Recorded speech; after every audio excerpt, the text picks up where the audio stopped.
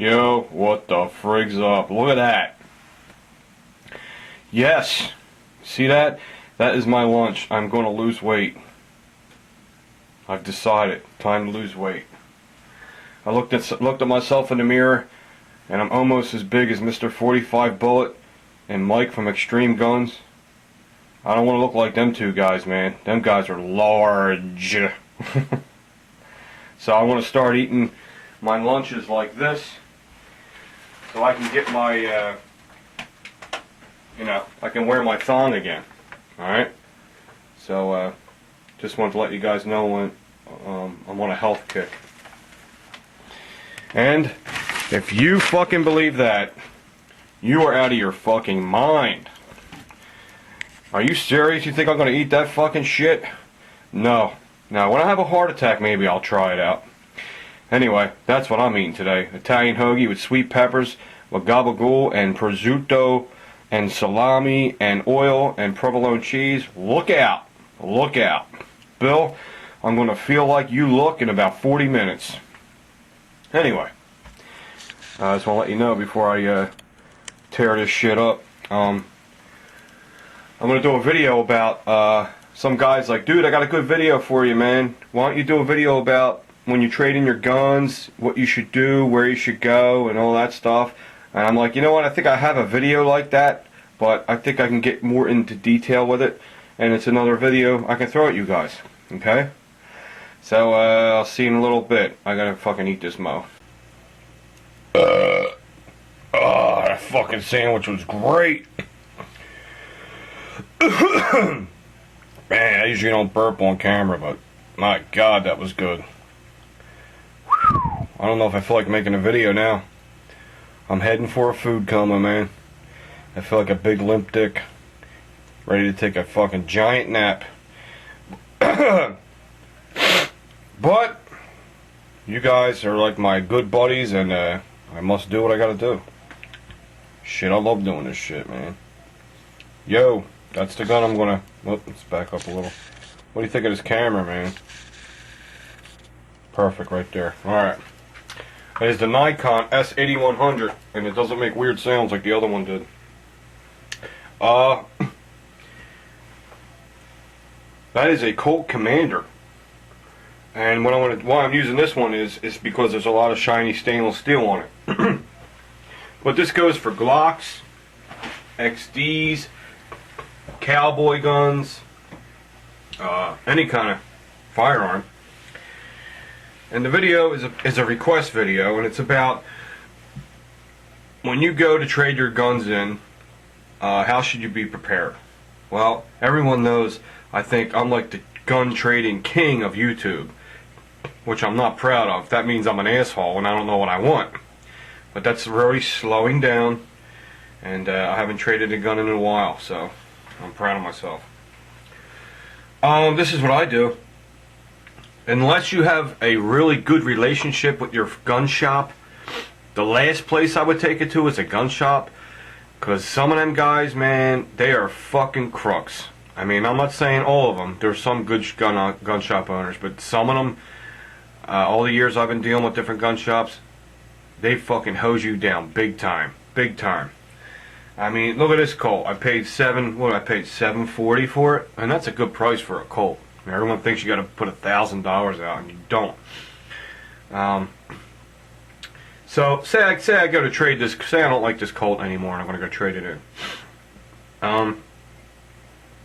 What I do is I look the gun over before I take it in. You want the gun to look as good as you can possibly get it to look, because believe me, you'll get $50 more. You will. You'll get $50 more if you condition your gun before you bring it in to trade it in at a gun shop. Now, if you're going to trade it in at a gun shop, you're lucky. I mean, if I paid $740 for this, I'm lucky if I get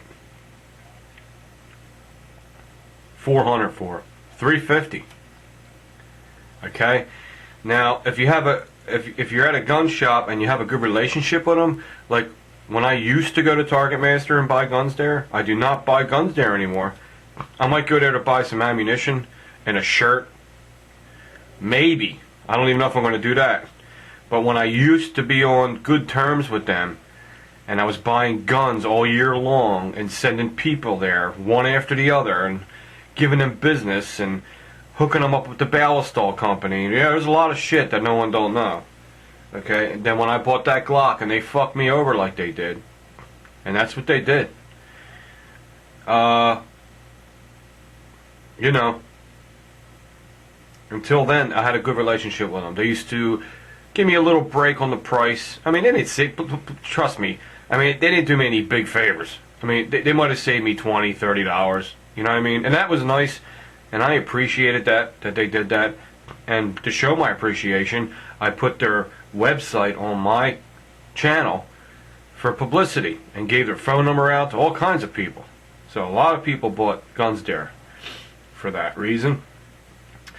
And yeah, they used to hook me up here and there. So when I traded a gun in there, they would give me a little bit more money for my guns than they did a regular person, because I guess I was kind of like, almost like a business associate with them. You know what I'm saying? Plus I used to buy a million guns there, you know, so they used to hook me up once in a while, give you a fucking hat, for shirt, something like that. But if you don't have a relationship with your gun shop, or they look at you, and they know you, but they don't know you by your name, you're more of a stranger, dude, they're not going to give you shit for your gun. I'm telling you. There's a guy around here, I'm not going to say his name, he only wants to give you $100 for your gun, no matter what gun it is. All he says, I give you $100 for it, because he don't want trade-ins. He don't want it. I don't know why. I think he's fucking nuts. You make more on trade-ins than you do on selling new guns. You know what I'm saying?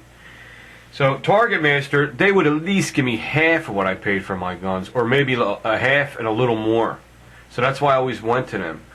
Another good store to go to if you're going to trade in guns is Cabela's, because they have a big organization. They're a chain, and they can afford to give you more money for your gun. And actually, Cabela's goes by a book value. They actually look at a chart. So they won't fuck you, Cabela's, what I'm saying. Cabela's always gave me good money for my guns when I traded them in. Always. Shit, I had a Ruger Mini 30, and it was beat to hell. And it was like all the bluing was off it, and it was fucking old, man. They gave me $400 for that gun. Now, I'm telling you right now, if I brought that Ruger Mini 30 around the corner to the dude around from here, I bet he would have gave me like $200 for it, $150 for it. So if you're going to trade in gun, go to Cabela's. If you have a real good relationship with your gun shop, go to your gun shop. But if you don't know anybody, I wouldn't go to a gun shop. I would go to Cabela's or one of those kind of stores, because they'll give you more money for your gun. And before you take it, what you want to do is look it over. Try to look at it as nice as you make it look as nice as you possibly can. Here I go with the can talking again. And let's check this for safety first. Okay, it's nice and safe. Nothing in the hole, and we're good to go here. So, what you want to do is you know those microfiber rags? I don't have any here. I don't have one with me near me. But they really shine the gun up better than, like, see how this bluing has it's a real shiny surface. I'll rub it down with a microfiber rag, like the kind your wife uses to dust the house. Them fucking rags are awesome. It'll bring it up like a mirror. Wipe the whole gun down with one of them, and look at your stainless steel parts. Anything that's shiny, look at it. Take your barrel out. If there's any kind of rust or anything, you want to get some triple O steel wool. Triple. 3 zeros. Because you don't want coarse steel wool. You want very fine. And spray a little Ballistol on there first, and then rub the steel wool on the barrel, and it will take that rust off. It will. Now, if it does not, if the rust is really in there, you want to get some flits with a buffer and get a Dremel and buff that rust out. Take any kind of areas where you see any kind of rust, even a little pit dot, get it off of there, because I'm telling you, appearance with firearms is the key to getting your value out of your gun when you're trading it in. I swear it is. I don't care if you have a Colt, just because it's a Colt, but they want it to be in good condition, man. Another typical spot where you always see rust in every gun, I don't care if it's a SIG or a Colt, is right here. Well, right here where the I need a pointer. Pete, why don't you know the name of it, you retard? Because I don't. This plate where the firing pin comes out, right in here. All guns get a little bit of rust there. So what you want to do is you want to get your without touching anywhere else, get steel wool and rub that. You know, get the rust out of there. You know, make the gun look really, really sweet. Because a guy that knows guns well, he ain't just going to look at it like this. He's going to open it up and check out the inside. And what they do look in is in here is where the firing pin comes out. Clean that up real good in there. It makes it look like the gun's not used that much. You know what I mean? And it makes it harder for them to tell, you know, how much mileage is on the gun. You know, you want to get the most you can for your money. You know what I'm saying? Another thing is your feed ramp right before it enters the barrel. You want to buff that up real good. I would just use I wouldn't use flits. I would use buffer with just a little buffer dressing, and just buff it up, shine it up real good, because you don't want to take no material off of there. Remember, it is the feed ramp, so you got to be careful when you buff a feed ramp. You don't want to take no material off. You just want to smooth it up a little. Do that, because that's what they're going to look. They're going to look at the feed ramp. They're going to look at the you know, the feed ramp, the beginning of the barrel there. They're going to look in here. And like if I were to trade this in, I could see there's a lot of dirt in there. I would buff all that up inside there. I really would. Get that looking good. And I guarantee you, if you do all that, then give the whole, after you're done, put the gun together, close it up. You know what I mean? Close it up. Another place you want to clean is in here. Pull the hammer back, get a cloth, get all in there, get all the dirt out of there. And see the firing pin, how it's stainless? Rub that a little bit, make it shiny. It just makes it look like it's not used as much, you know what I mean?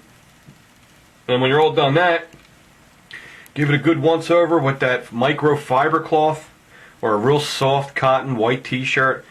And when you put it back in when you put it in the case, like just don't put your fingerprints on it. Don't put your fingerprints on it. I'm an asshole. You know, just put it in there, put it in the case like this. So when he opens that fucking case, that thing is gleaming like a fucking diamond.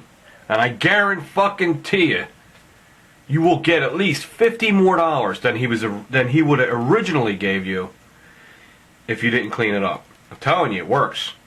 I know. I trade guns in all the mother friggin' time. Okay? Everyone knows I do.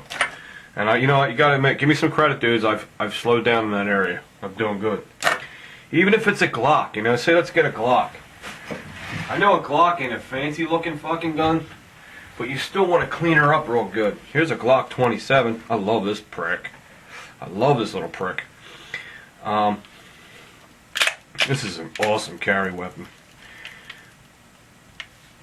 Get a Glock 27, do the same thing. This area, especially this area here, clean that plate in there really, really well, because that's where a lot of rust builds up. And dust sticks in there. No, it's loaded with dust. And just give it a once over. Safe. With the Glock, I would get a little oil, like some weapon shield, put a dot in the dot, and rub it all down. Don't overdo it, because if you overdo it, they're going to be like, I could see the guys trying to hide something here, trying to hide scratches or whatever. Just make it look natural, and I'm telling you, it cleans it up. It's amazing what the human eye catches. You know what I'm saying? So, like I was saying, even if you're doing your Glock, do the same exact thing. And yeah. Bottom line, if your gun, let me say, well, if you don't have a relationship with your gun shop people, go to Cabela's and do the same thing. Clean your guns up, buff them up, make them look real pretty, put them in their case. Go to Cabela's if you can get to one, and they will give you a good buck for your gun. If you're going to go to a fucking corner gun store and they don't know you, if you clean your gun up, you'll get a little bit more money for it, but you're still going to get hosed big time, man. But it doesn't hurt to check. I mean, you can just still go there and just see what they're going to give you for. Because once in a while, you run into a guy that has a big heart, he's an honest person, and he wants to help you out, and he wants your business, so he gives you at least half what you pay for the gun. Once in a while, you get a gun shop owner like that, but it's real few in between, trust me. Okay? So let me know if this answered your questions, dude. I hope this video helps you. I think it'll help a lot of other guys when they go to trade their guns in. And Oh, I have a new address now. When I get the shirts made, if they ever get back to me with the artwork, I went out today and I got a P.O. box because my wife's getting mad at me because she don't want people having our address and all this stuff. And you know what? I look at it this way. If someone wants to find you, getting a P.O. box ain't gonna fucking help. You know what I mean? But just to make her happy, and I think it's more professional for the channel to have a separate P.O. box. Because I'm always sending people stuff. They're always sending me stuff. They send me stuff from my gun room. I send them, I send them something back to appreciate it. And, a few guys were constantly interchanging things with each other. So I'm going to get a P.O. box. I don't know if I'm going to display the address on the page because I don't want it to look like I want donations and shit like that. I just can't do that. It makes it look like you're asking for donations and stuff. I don't want to do that. You know what I mean? But let me know what you guys think. If you think I should put that address on the channel, it's just just for making exchanges back and forth to each other. You know what I mean? So that would be like a business address. All right. I'm tired. I'll talk to you guys soon.